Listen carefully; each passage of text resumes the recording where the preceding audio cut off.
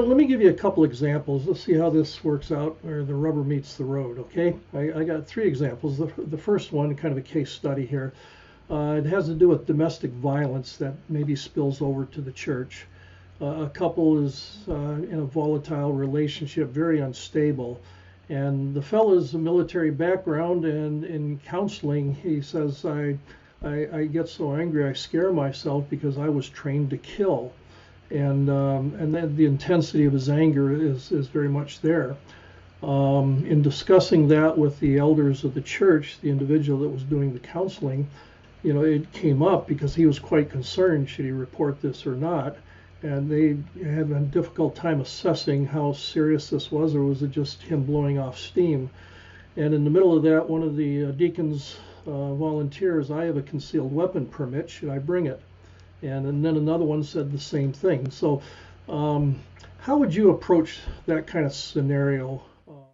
Well, I was hoping your question was going to be more like if someone was jaywalking across the street, but this one here has certainly lots of layers to it that I think are really important.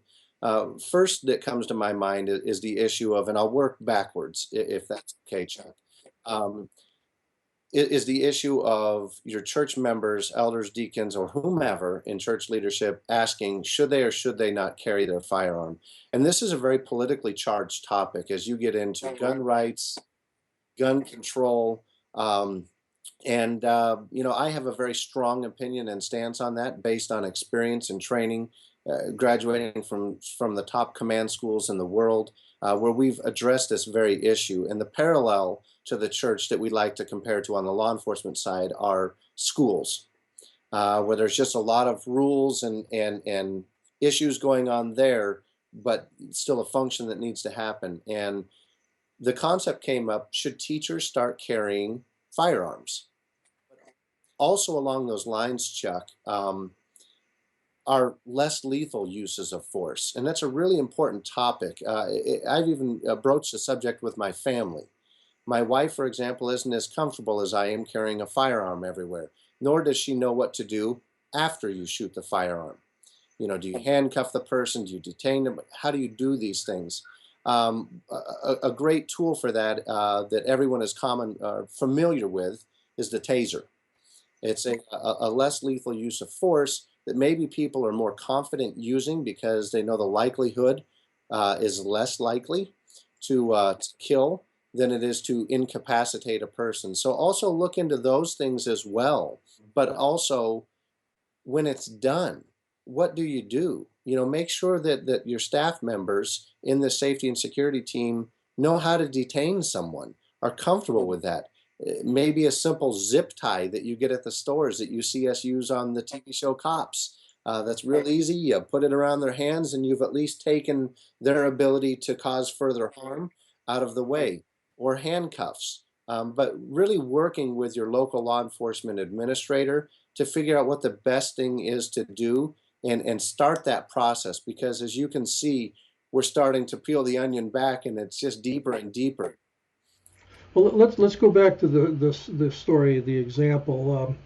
If an elder's speaking with somebody who's making the statements this fellow made, are those automatic triggers, or are there automatic triggers that immediately when things are said that it should be immediately call 911? Sure. Well, I would tell you this, that's really going to be fact specific. However, in the fact pattern that you mentioned, a couple of things. Law enforcement would rather you call us than not. And we would like to take that burden off of church leadership of should I or should I not. One of the best things that the church can do is create a very clear policy on this and categorize out what are mandatory requirements for calling law enforcement and what are discretionary. So I think that's really important because it's going to take the burden off of the church employee or staff or leader. And it's going to now allow them to point to the policy and say, hey, here's why I did this. So I don't have to feel bad for interjecting my opinion in this. I think that's very important. But also, as you get into specific allegations, discretion is the number one pillar in American law enforcement. And I think that's really huge. And Chuck, I'd like to talk about that for just a moment because the ability that that first person has that is hearing it firsthand, we're not ever going to be able to recreate that moment. So what we always ask is be the best witness that you can. So pay attention to tone of voice, desperation, sincerity, ability, the means and opportunity. Are they capable of doing this? Are their hands clenched when they're talking? Some of these pre-fight or pre-attack indicators that member of the church is going to see is really valuable in documenting that, and also how the words are said. Reading it on a transcript, it's one thing, but having the ability for a maybe a frustrated man to come in and say, I've just had it, man. I have done so many trainings in law enforcement or military, and yeah, I know how to kill people. And I tell you what, some days I could just kill people. Versus that same person coming in and saying, you know what, I know how to do this. I know what's going on, and I am sick of this, and I'm going to do something. And I have the training to kill people. And you know what, people, watch out. Two very different extremes that can come out of a conversation that are really the discernment of that individual that's watching this and living it is the most important. And asking questions as they're counseling and taking in the needs of the church and what God's desire is, but also weighing out the responsibility of having lives in your hand at the church, sometimes large numbers of lives in your hand, and making sure that you're also protecting. So the long answer to that question, get as much information as you can, be a great witness, and if there's a policy in place, get a hold of law enforcement and tying back to that relationship that you've already set up with the commander, the deputy chief, lieutenant, or whomever's responsible. That's where we're really going to see that start to tie in and help us find successful resolution. That's great. Let me give you another case study here.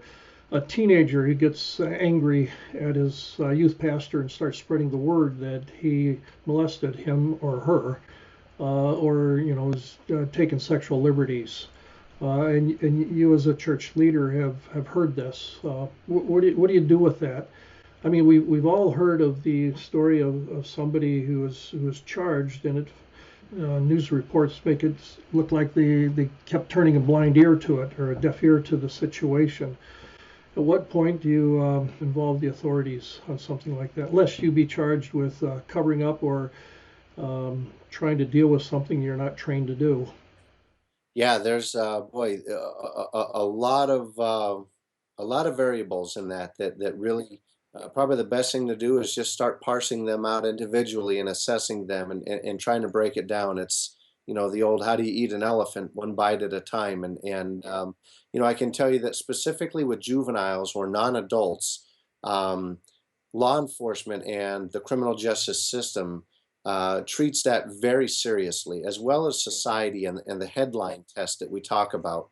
So when we as law enforcement are dispatched to a call of physical abuse, sexual abuse of juveniles, we don't even allow our patrol officers to get into in-depth questioning because there are just so many things that can come out of this that if you don't have the right tools and training, it can really be misinterpreted. So discretion is important, but also skill and ability of the person who's there. So knowing that more likely than not, you're not going to have a certified forensic interviewer who happens to be the person that this child comes to, the best thing to do is try to use your judgment and again make observations. What type of abuse? Is this consistent? Has there been a mood or pattern change of this child lately? Not getting into, oh no, there's no way that John could have done this because John's a great person. Taking all of that aside and just starting to look at the evidence. Is there any evidence that leads a reasonable person to believe? Because again, in our court system, it's a reasonable person standard that we base all of our decisions on, including convictions. Weighing that out with the embarrassment side of, well, what if John Smith didn't do anything, and now we're alleging that he's a sexual offender? Um, Boy, I tell you, that just seems like a lose-lose situation, but nonetheless, a decision has to be made. And oftentimes in law enforcement, when we're faced with those difficult decisions, we apply what we call simply the headline test. And which headline is better for you and your organization? Is it, child went to church with allegations of physical and or sexual abuse and church did nothing? Or child comes to church, church follows protocol, reports it to law enforcement? Um, I can tell you from my perspective, I certainly wouldn't want one of those headlines if I were church leadership.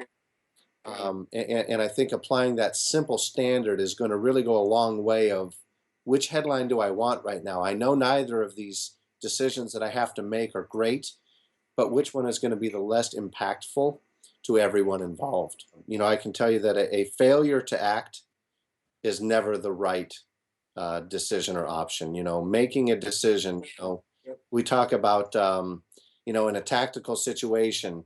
Maybe you're going down a hallway and you don't know the layout of this house that you're in, and you're expecting there to only be a left doorway.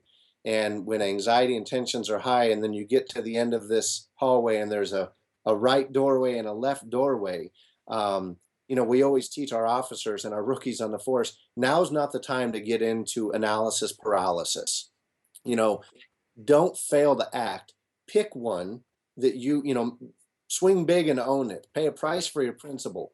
Make sure that you consciously chose for whatever reasons and go with that, and just know, that decision making has to happen. And I think the more prepared you are, again, I'm going to go back to the concept of policy. If the church can really make sure that they're covering a lot of these situations and even modeling them after, government entities. Most police departments have transparent policy other than tactical operations. And I would suggest get a hold of your local police department and say, how do you all deal with when a child comes to you and makes this allegation? Or, what are the things like that? Because no need to reinvent the wheel. But again, weighing out all the competing interests is difficult at times.